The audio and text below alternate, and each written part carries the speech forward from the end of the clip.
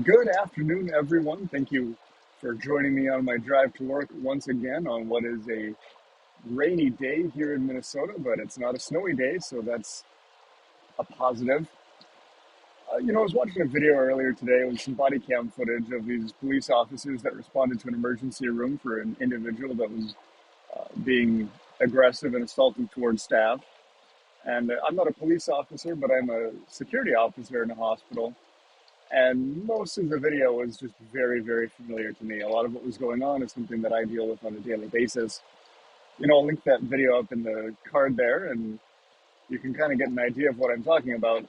The one thing that did make this video different from what I'm used to dealing with is that this guy decided that he was going to try to grab a police officer's firearm, which, pro tip, don't do that.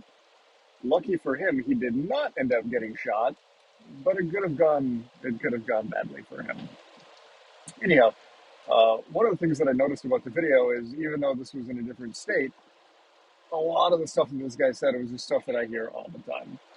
And I was like, it might be interesting to mention these kind of classic tropes that people say to me all the time and kind of break them down in maybe a few different videos. So in this video, the thing that he said that I was like, yep, I've heard that before, was he said, you can't keep me here, or something to that effect. And I was like, well, actually, and again, that's something that I hear all the time. You can't hold me here. You can't keep me here. Blah blah blah. Well, that depends on a lot of different things, but oftentimes, yes, we can. And the laws, of course, vary from state to state. Um, in Florida, they call it Baker Act or being Baker Acted. Um, Here in Minnesota, we don't have a specific name for it. I believe the statute is something about emergency hospitalization. And then there's a few different types of holds that someone can be on.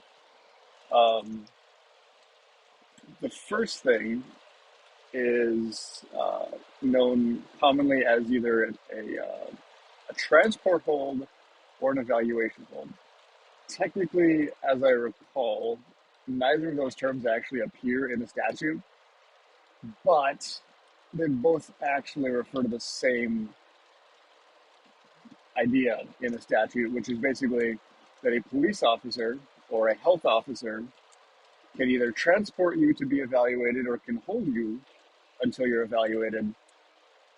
And I should be clear, a health officer in the state of Minnesota is basically anyone that is an RN or above. So if you're a registered nurse, you can put someone on an evaluation hold. If you are um, a physician assistant, if you're a physician, you can hold someone to be evaluated. And then obviously, if you're a law enforcement officer, you can transport someone to the hospital. If any of those people have placed that person on a transport or an evaluation hold, that person can be held against their will until they're evaluated, obviously within a reasonable period of time. And then only after that evaluation is complete, uh, either the doctor's going to say, you know what, nope, you're good, you can go, or the doctor can then put that person on a 72-hour hold. The 72-hour hold is pretty much exactly what it sounds like. You cannot leave for 72 hours. But it's more complicated than that. It could be longer. According to the statute, weekends and statutory holidays don't count. So if you get brought in, at 11:59 p.m. on a Friday night, the 72 hours, they don't start until midnight on Monday morning. Um, People really, really don't like that when you tell them that, because they're like, well, I get to leave in 72 hours. Yeah, but it's actually going to be longer. Maybe. The good thing about a 72-hour hold, and in fact an evaluation hold, is that a physician can lift it at any time. So if you've been put on a 72-hour hold, and the physician says, well, you've been here for 48 hours, but you know what? I think you're good to go. Hold's over. You can go.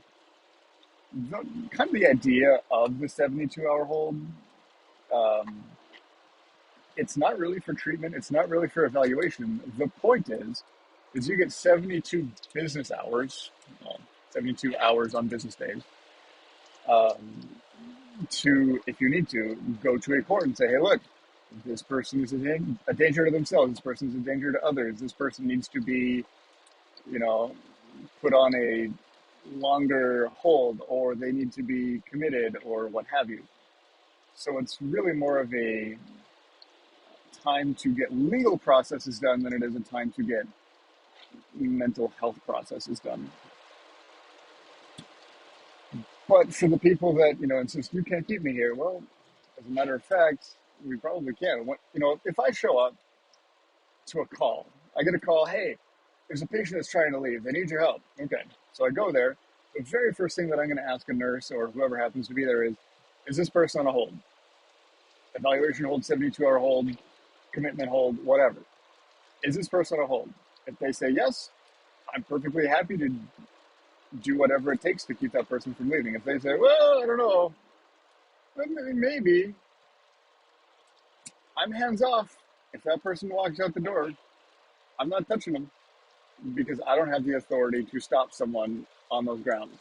The only time that I get to make my own determination to stop someone from leaving is when they've committed a crime and I can arrest them for it. But if it's just, well, we don't really want them to leave, that's not good enough. You're going to have to give me more to work with than that. But that is one of the many things that we hear from people. And in the next video, we'll probably get into a different topic. But for now, thank you for watching. Like, comment, subscribe, and I'll see you in the next one.